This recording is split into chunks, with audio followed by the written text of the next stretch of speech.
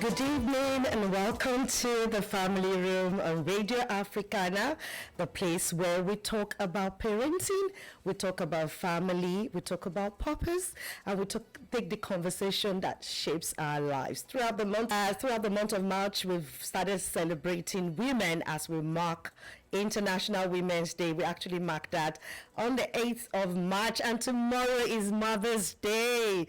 What a month. So recognizing the incredible role women play in building families, communities, and our futures. Yeah, I know my mom builds my future, of course, with my dad. If you want to join us on Radio Africana, just go to the website Radio Africana, or if you're driving, if you're in the UK, so you can join on DAB Radio, so just tune straight to Radio Africana. And of course, if it's today's topic, also will explore how women can build wealth with confidence, the mind shift women need about money, how families can create generational wealth, and of course how parents can teach children financial wisdom early.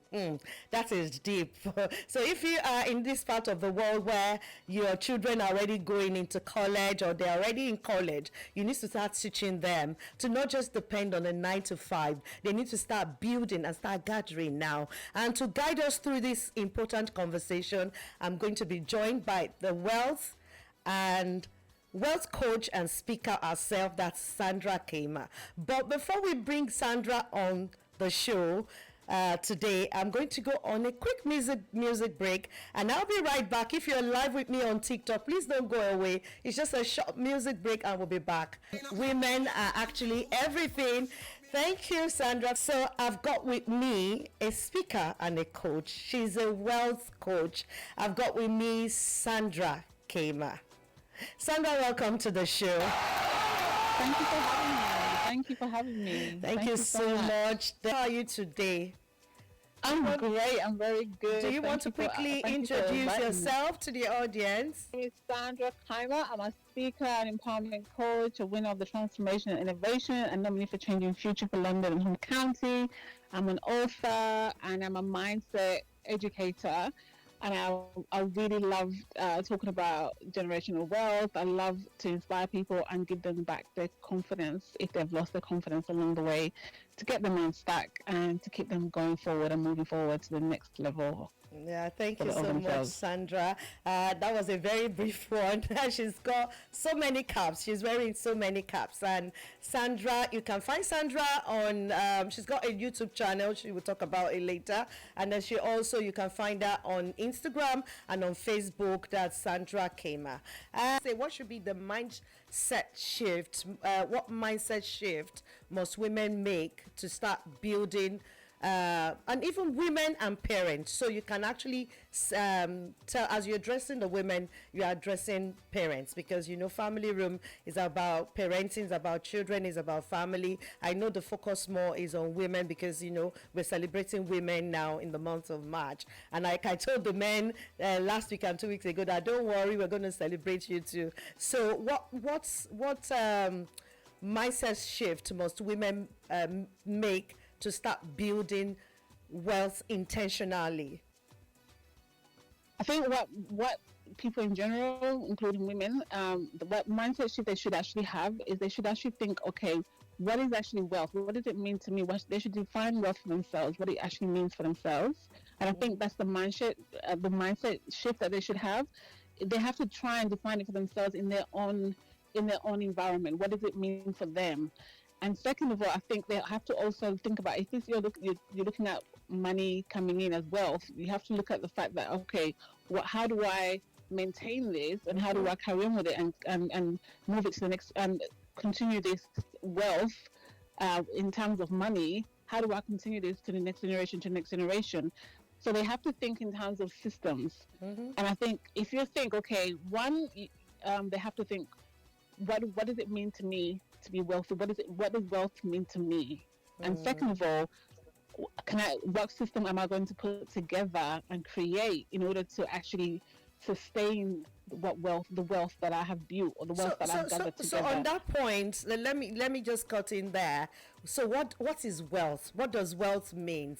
Is it just from the thousands I'm getting from my 9 to 5. So you being an empowerment coach, what is wealth? Can you define it for us as parents?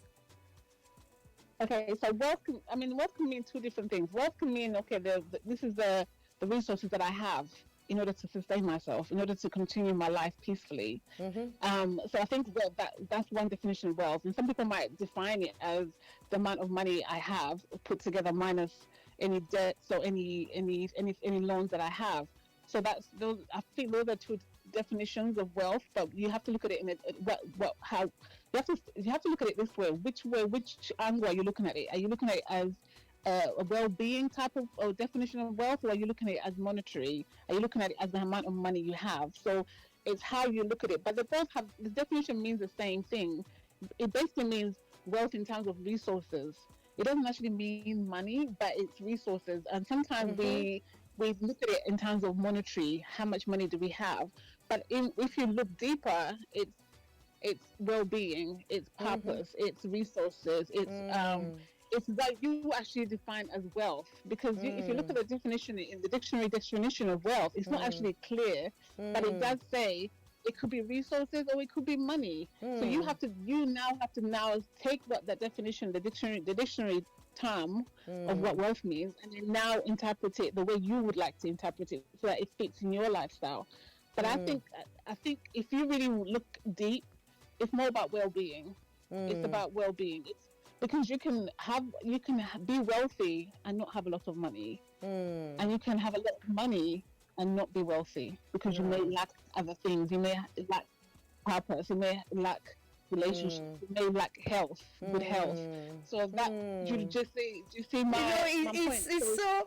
I just like the way you just broaden it. Like wealth is not just the way everywhere people think wealth is the money, the physical money, what is in your bank, the amount of. But you broaden it by saying no. It's not just what you've got physically what you have in your bank. You're saying now it's well-being, it's resources, it's purpose, it's relationship. And my mind, it's just blowing up my mind now that it's everything. So I think also you have to look at it when you think about wealth. What does it mean to you? Because to me, wealth means being happy. Am I actually happy in whatever environment I'm in? Because I may not have so much cash in my account, but am I happy?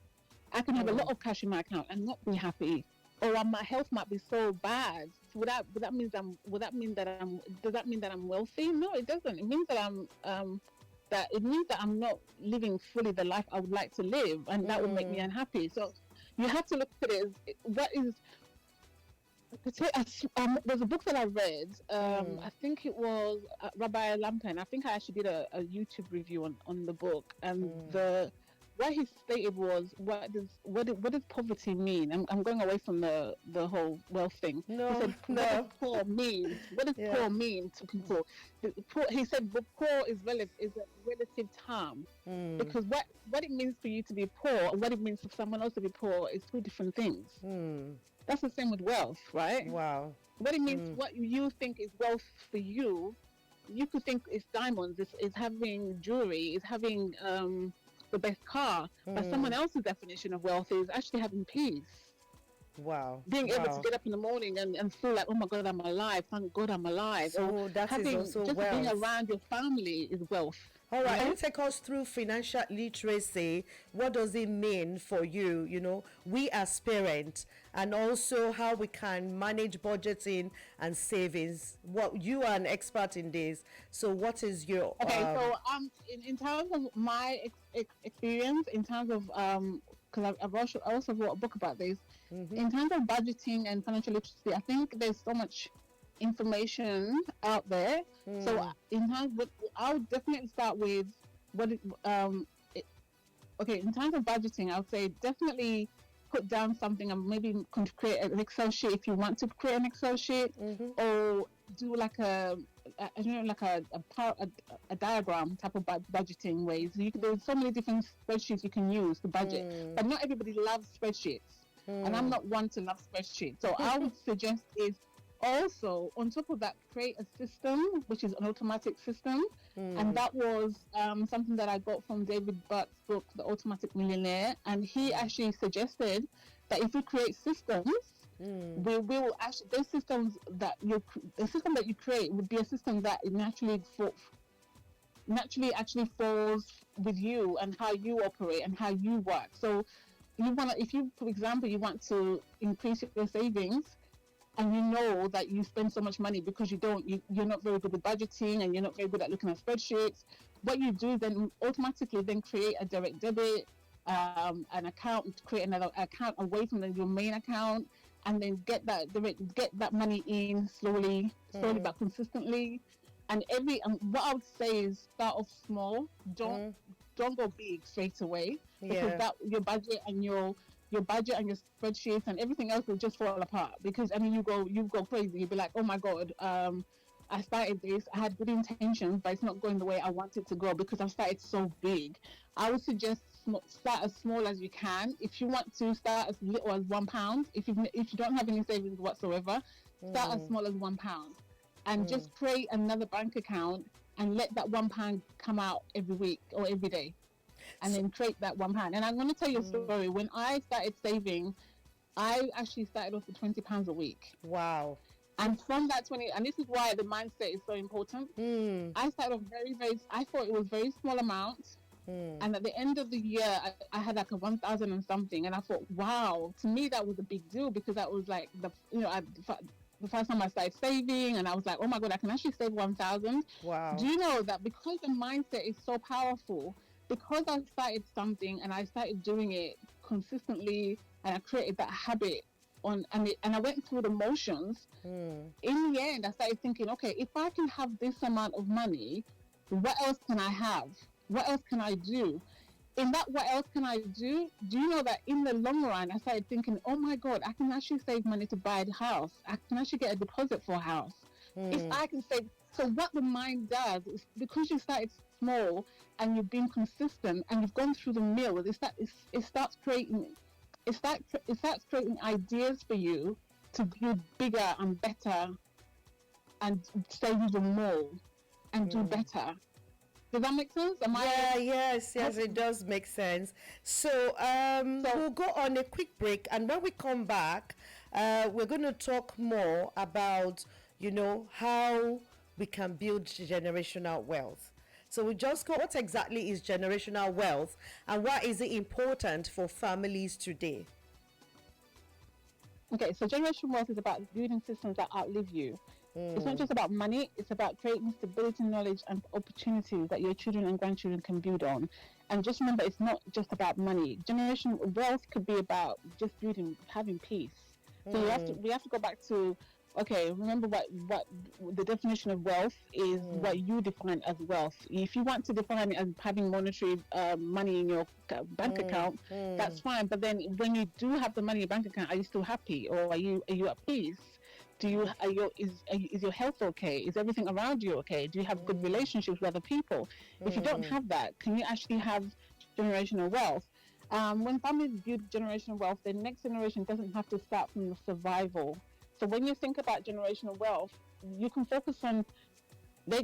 When you think about leaving generational wealth, you're leaving resources for your family to not only to stop thinking about, okay, how do we survive? They can start thinking about, how can we focus on our purpose now? How can we focus on education? How can we focus on creating Mm.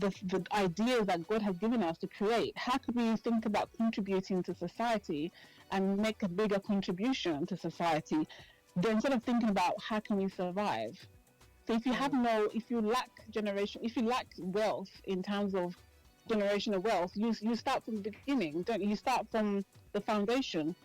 So as women, we have to start to think, okay, well, I don't want my children to start from the foundation. Let me be the foundation for my child. Let me be the foundation for my family. Or let me, the wife or the partner or the mother, and with my partner, let us be the foundation so that our children or the next generation after us, our grandchildren, don't have to start from a place of lack. So that they can just focus, instead of them focusing on lack, they can focus on purpose, on building and contributing to society in a different way, and then also helping other people to actually build generational wealth as well for themselves.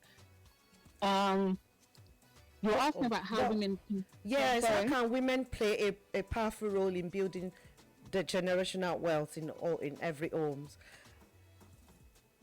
I think as women, we have to understand that women overall do play a powerful role in the home, as we actually are the ones that we can actually create culture and values in the home. So we would, for example, sometimes what we say goes. You know, what we say our child follows or our children follow. What we do how we behave and how we model the things that we do. Children actually follow us, whether we like it or not.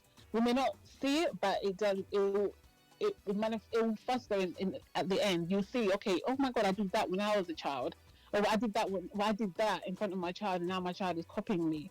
So we have to first understand that we actually do shape the culture and values of the home.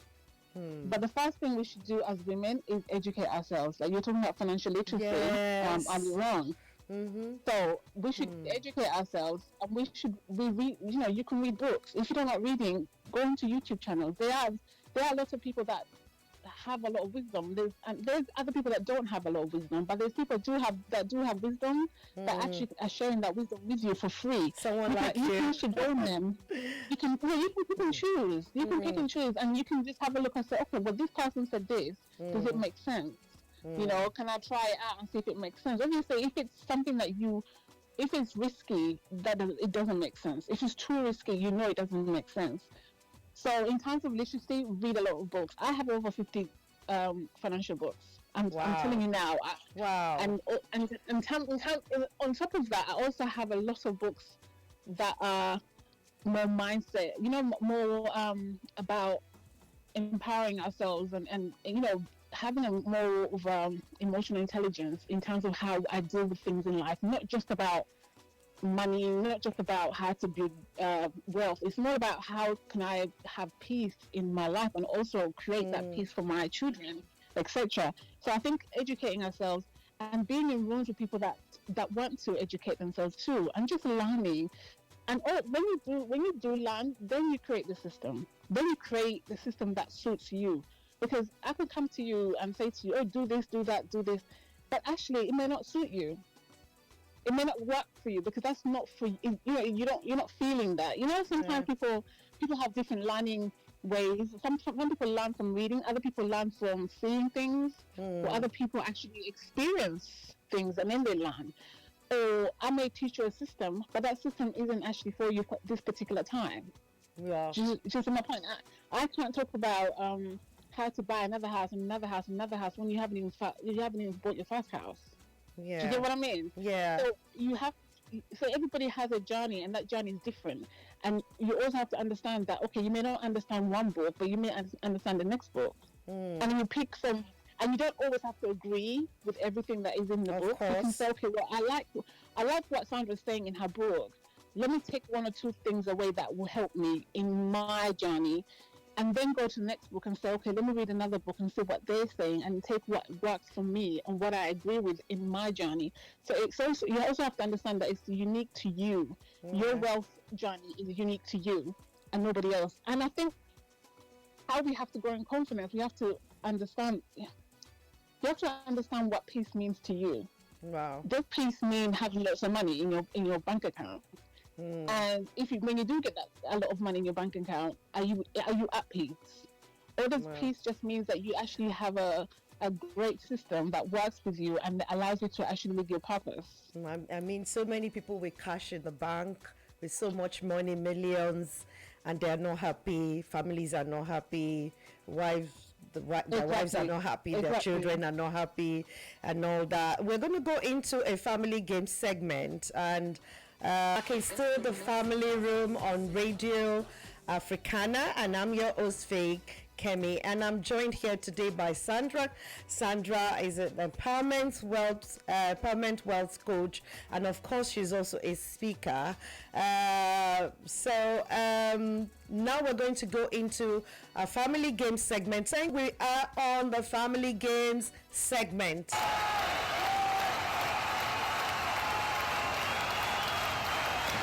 All right, thank you, Sandra. Now I will say a statement, and you will tell us whether it is true or false. So you need, what do you need? A high income to build? Do you need a high income to build wealth? True or false? I disagree. You I disagree? think that's false. I That's disagree. false. I So think I why? disagree. Why? I disagree because you can have a high income, and I think I brought this in my book. You can have a high income and not be disciplined enough to save or to be intentional about what you do with your money that you have. So, and then you end up losing the money. You may have a lower income and have a mindset and discipline on what to do with that money. You end up having more than someone else who has a higher income. So you can have a low income and build wealth. You can have a high income and not build wealth in terms of money. Okay. I definitely agree. I also agree with you. I also agree. It is not because you are an empowerment coach, anyways. It's not because I know you are a pro in this, but I also disagree. You don't need high income before you can build wealth. You can actually start, from somewhere. So now teaching children about money should start in adulthood. Is that a true or false? Is that true or false? That's false. That's false. Definitely false. Definitely false. So how do we teach our children then? Children should learn about money earlier because money will be part of their life forever. And the earlier you learn about money, the better you become. The earlier you're taught about money, the better you can actually get on with the rest of your life. Because don't forget, if money is just a tool, then you just want to learn how to use that tool. And the earlier you learn about how to use that tool, the more you won't think about it so much. You just get on with the rest of your life. I definitely think that's definitely false. Definitely the earlier the better. And the earlier the better, to be honest, because the earlier the better. The earlier you can get everything straightened out and you can get on with your life completely. Also, saving is more important than investing. I think they're both as important as each other. So you are indifferent, kind of, or you are in the middle. No. Yeah, I'm not in the middle. I'd say both of them are just as important but they both mean different things. Because saving creates security and discipline. Investing helps money grow over time. So you can invest in something that you may not see the reward straight away, but you've invested in that thing. And then then over time, maybe 10 years or 20 years from now, you will see the investment. With saving, you've got to start. When you start saving, you're building a habit, you're building the system, you're building the discipline, culture, the culture, and then okay, you've invested, you've got security. So if something goes wrong, you can say, okay, I can go into that emergency account. I can go. So, for example, I just told you that I had a problem with the actual leak. I can just say, okay, well, how can I get that money? Where can I get that? If I didn't save any money, I wouldn't be able to do it. The issues I've had, I won't be able to overcome them. When you start looking for money and looking for a council to help you, and the council sometimes will not be able to help you. All right, and then you go borrowing, and then you have to pay so much interest on that. So what you're saying now, savings is important, investing also is important. Both goes all the way. So now this one now, I know women are naturally worse with money than men. True or false? I'll say false. I'll say that it's actually, let me just say this. I'll say it the way I want to say it. Yeah. Money is not about gender. Money management is about knowledge, education, and behavior. It's not gender based. So it's what knowledge you have, what discipline, what education, and how you're going to behave with that money. How are you going to use that knowledge? Because it doesn't matter if you're a man or a woman. I think women are when I say women are naturally worse with money than men, I think that's just somebody wanting you to believe that's a false belief. That's a false belief. Because even money doesn't have even have an agenda. So why should it have a gender? Why should it have a gender? It doesn't have a gender. It doesn't say if you're a man or a woman. It looks at what information do I have in my head? How am I going to behave with this information? Am I going to choose to be more risky, or am I going to be on the safe side, or am I going to just hold on to this money? It doesn't have a gender. So why are we even putting a gender on it? It doesn't. Yeah, so I mean, in terms of, I think what you're trying to say, can I just, sorry, I think what you're trying to say is sometimes when it comes to jobs, when it comes to getting the high paid jobs, more men seem to have more high paid jobs, but it doesn't necessarily mean that they're good with their money. It doesn't mean that they're good with money is not gender based. It's not a man. It's not a woman. So there's no you can't say women are bad with keeping money or men are bad. So there's no gender. So I want us to quickly talk about something every parent should think about, teaching children financial wisdom, because many parents want their children to be successful but don't always talk about money openly. A lot of parents, they will just, okay, you've got a piggy bank, but are they really teaching? So at what age should children begin learning about money? I think the earlier the better. Yes, the earlier the better. I'll give you an example. My mum gave me a piggy bank when I was very young. But she didn't explain why. I just knew I had to put money in it. But I didn't know what else on top of what else I have to do with it, right? But I think also the earlier the better. I'll give an example. Is if you want, how they say once you're pregnant, you start listening to Beethoven or you start listening to classical music. You can start listening to a money podcast when the baby is in your stomach. Do you know what I mean? So while you're educating yourself, you're educating the child at the same time. So then at the same time, and how you speak about money in front of the child when the child is a baby. Do you know that babies actually watch what you're doing? And I really truly believe from the age of 0 to 5, the child is learning from the actual parent, the person who's actually parenting that child.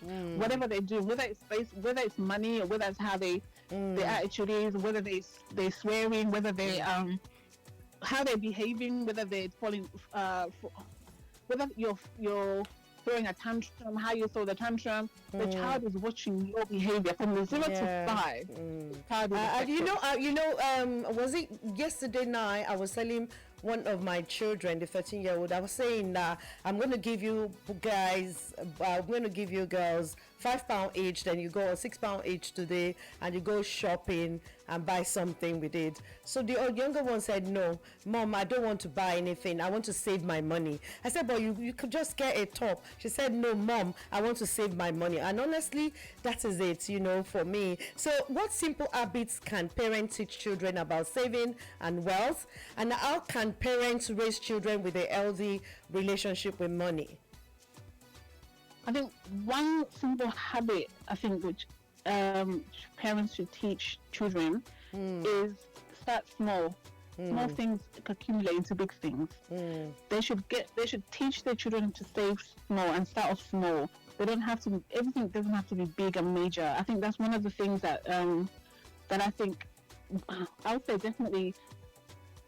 I would definitely say start small. When children learn that small actions are repeated over time, it makes a difference. They develop discipline and confidence.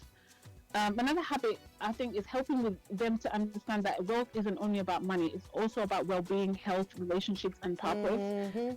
I really think that you've got to make the child understand is that the money is just a tool. It's not their identity. It doesn't make them who they are. It's their well-being. Who they are is what you have to find who you are, not with or without money. And I think parents should actually teach children to find out who they really are without money and with money. That basically to nurture their purpose, to nurture their. I think you've just even touched about what would be my last question about teaching their children about relationship with money, so that they just know, okay, this is who I am.